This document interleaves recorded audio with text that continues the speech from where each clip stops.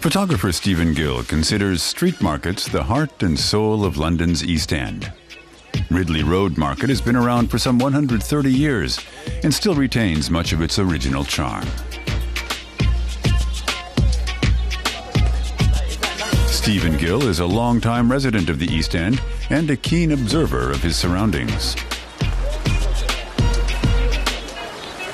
He often goes down to the market just to enjoy the atmosphere. So I think it's the collective energy that I find very attractive, and this market in particular is quite a lure for me, particularly when I'm making my photographic work. And visually it's very overwhelming, and yeah, I think it's the visual noise and those contradictions that I find and the clashes that I find attractive.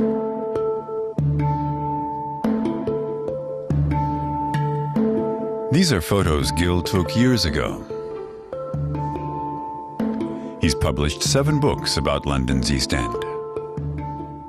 How can I explain it? It's almost trying to extract the feeling of place. And I think, because you can almost, of course it's impossible to photograph that feeling, but it's amazing how close you can get. Once the East End was a working-class industrial area. The bells for Big Ben were cast here, in England's oldest bell foundry. Immigrants have been moving to London's East End for more than a century.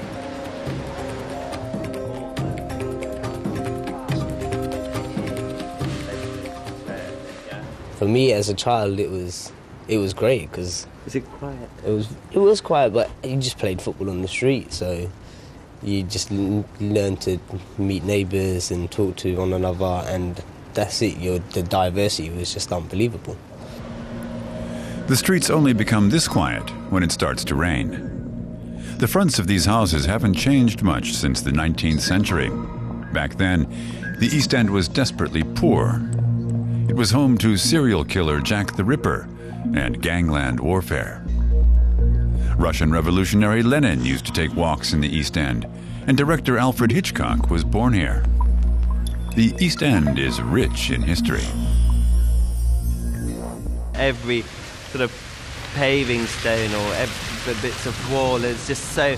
You can really feel those strong echoes of the past, and I mean that's the great thing. It's sort of tattooed into the surface of the streets, really.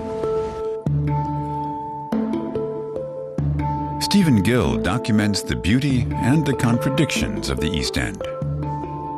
He's documented the area's transformation, and his photos are shown in museums the world over.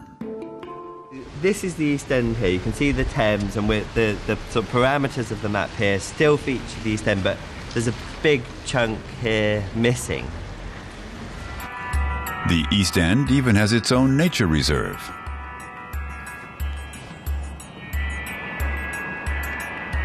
For Stephen Gill, it's a magical place filled with surprises. The canal is the one stable thing, luckily, but then, yeah, what's changing around is enormous. So the canals are kind of an anchor point in a way.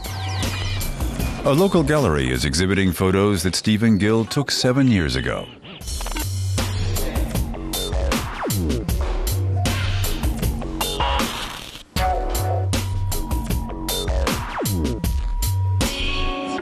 Hackney Wick has long been the East End's creative hotspot. Its artists don't allow themselves to be dictated to by market trends. The area has the highest density of artists in all of Europe. A lot of curators and collectors kind of come here knowing that there's so much bubbling away behind all these closed doors. I mean, literally, I think if you were to turn this place inside out, you would be quite overwhelmed of the energy and discipline that people really... There's so much work being made here. Stephen Gill has found his true artistic home here in the East End, and his greatest source of inspiration.